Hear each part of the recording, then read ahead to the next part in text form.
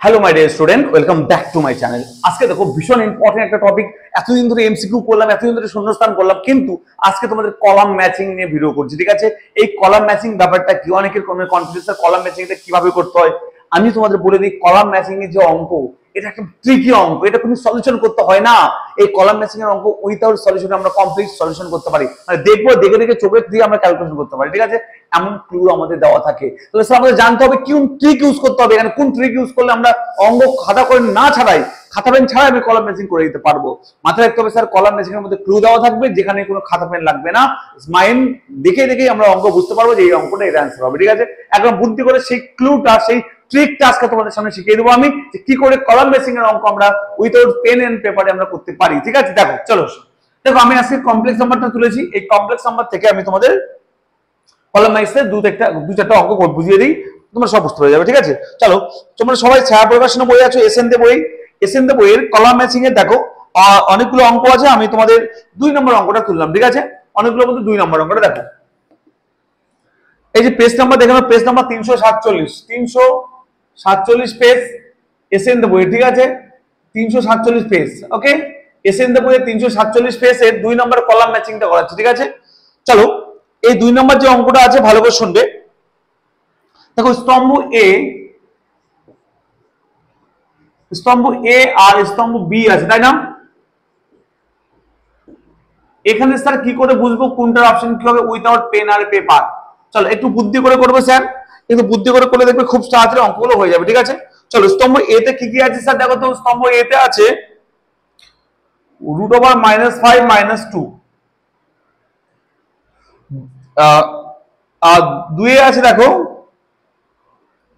2 - √3i - √2।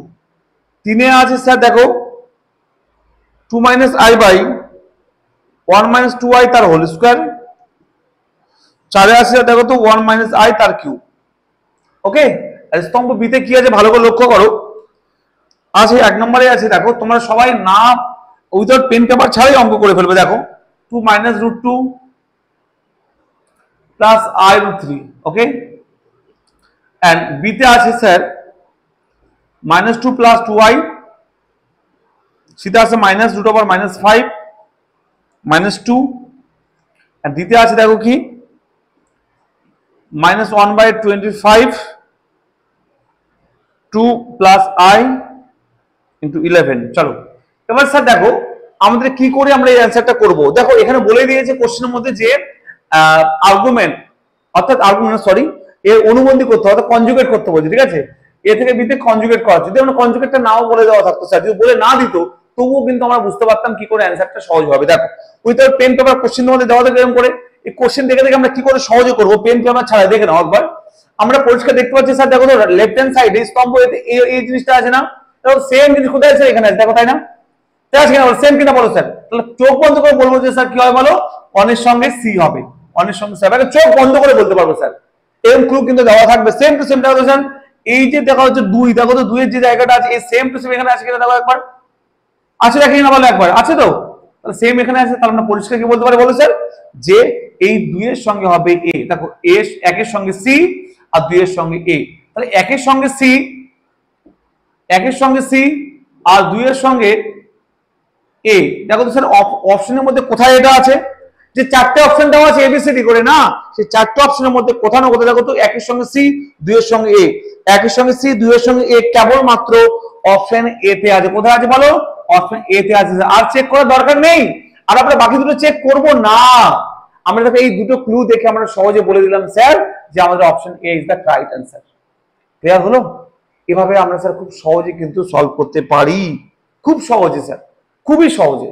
এভাবে তোমরা কিন্তু সলভ করলে আশা করি তোমাদের এই কলাম ম্যাচিং এর কোনো সমস্যা হবে, কোনো অঙ্ক সমস্যা হবে না। ক্লিয়ার হলো? এভাবে আমরা কিন্তু সব সলভ করার দরকার নেই, বোঝা গেল? এভাবে দেখো, অথচ স্যার আরো আরেকটা অঙ্ক থেকে বোঝা যাচ্ছে আমি, দেখো এটা ক্লিয়ার হলো সবার? চলো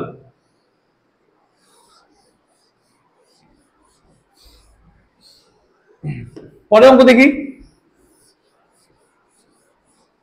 স্যার 4 নম্বর অঙ্কটা নিয়ে কথা বলি আবার। ঠিক আছে, 4 নম্বর অঙ্ক দেখো, এই কলাম ম্যাচিং এর এই কমপ্লেক্স নাম্বার 4 নম্বর অঙ্ক কি বলেছে দেখো। 4 নম্বর অঙ্ক দেখো, বলেছি যে স্তম্ভ এ স্তম্ভ বি মডিউলাস করতে বলেছে, কোনো সমস্যা নেই। ভালো করে দেখাও এক নম্বরটা কি বলেছে স্তম্ভ এতে, এক নম্বরটা কি বলেছে দেখো, বলছে 2√2 মাইনাস আই রুট ওভার 6। দুই বলেছে কি বলো, √5 plus I √3 into -2 plus I.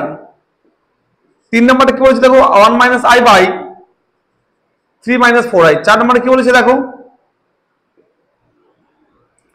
2/1 plus cos theta plus i sin theta. চলো তাহলে স্যার স্তম্ভ বিতে কি বলেছে দেখো,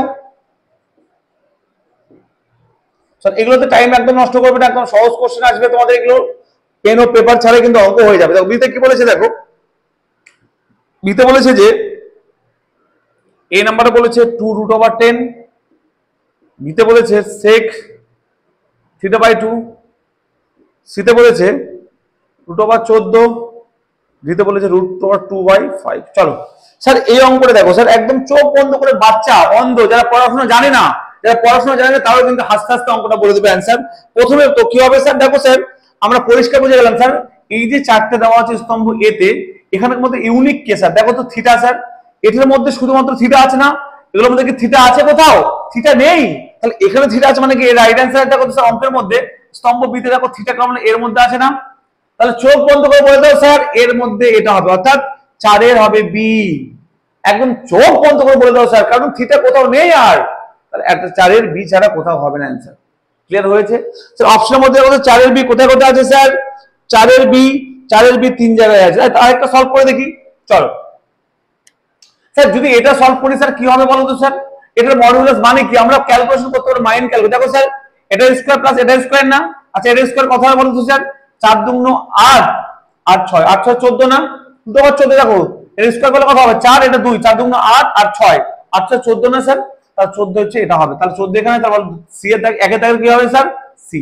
একদম পরিষ্কার ভাষা, একদম মুখে মুখে ক্যালকুলেশন, কোনো ক্রিটিক্যাল কিছু নেই। তাহলে একের সি 4 এর বি, একের সি 4 এর বি কোথায় আছে দেখো তো, একের সি 4 এর বি আছে এ আর ডি তে আছে, তাই না?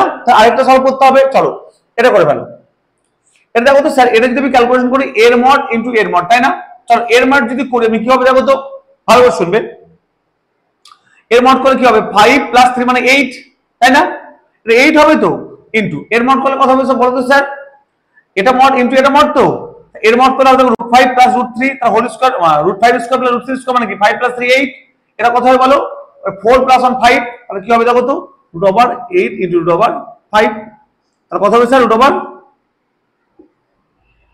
540 মানে কথা বলো 2√10, তাই কিনা বলো 2/10 কোথায় আছে অপশন এ তে আছে, দেখো 3 এর দাগের কথা হয় বলো এ, তাহলে দেখো তো সরি 2 এর দাগের এ, তাহলে কি হয় বলো 1 এর সি 4 এর বি 2 এর এ, দেখো 1 এর সি 4 এর বি 2 এর এ কোথায় আছে বলো তো, 1 এর সি 4 এর বি 2 এর এ একমাত্র অপশন এ তে আছে, এটা তো এটা কত আছে বলো, option A is the correct answer, option A.